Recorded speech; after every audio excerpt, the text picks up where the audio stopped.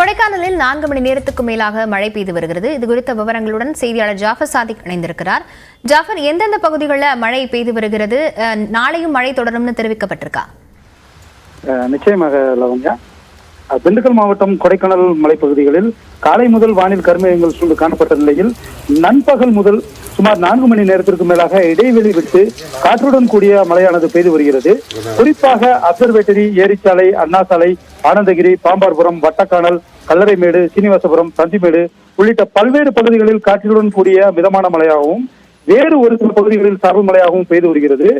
பெய்து வரும் மழையினால் மலைப்பகுதி முழுவதும் குளுமையான சூழல் நிலவுவதுடன் முக்கிய குடிநீர் ஆதாரங்களின் நீர்மட்டமும் உயர்ந்து வருகிறது. அதே போல பொதுமக்களின் இயல்பு வாழ்க்கையும் பாதிக்கப்பட்டுள்ளதும் குறிப்பிடத்தக்கது. லாவண்யம், விவரங்களுக்கு நன்றி ஜாஃபர். தொடர் மழை காரணமாக நெல்லை மாவட்டம் மணிமுத்தாறு அருவியில் குளிக்க தடை விதிக்கப்பட்டிருக்கிறது. இது குறித்த விவரங்களுடன் செய்தியாளர் சிவமணி இணைந்திருக்கிறார். சிவமணி, எவ்வளவு நாட்கள் வரைக்கும் இந்த தடை தொடரும் தெரிவிக்கப்பட்டிருக்கு?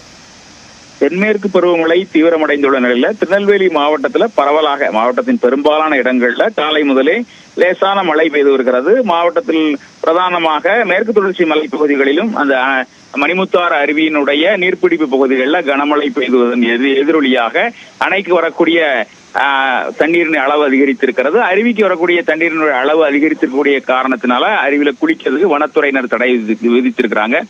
ஏற்கனவே அந்த அருவி அப்படிங்கிறது வனத்துறை கட்டுப்பாட்டுல வனப்பகுதிக்குள்ள இருக்கிறதுனால வனத்துறை தான் அதற்கான கட்டுப்பாடுகள் விதிப்பது வழக்கம். இந்த நிலையில இன்று அதற்கான கட்டுப்பாடுகள் விதிக்கப்பட்டிருக்கு. குளிப்பதற்கான தடை விதிக்கப்பட்டிருக்கிறது.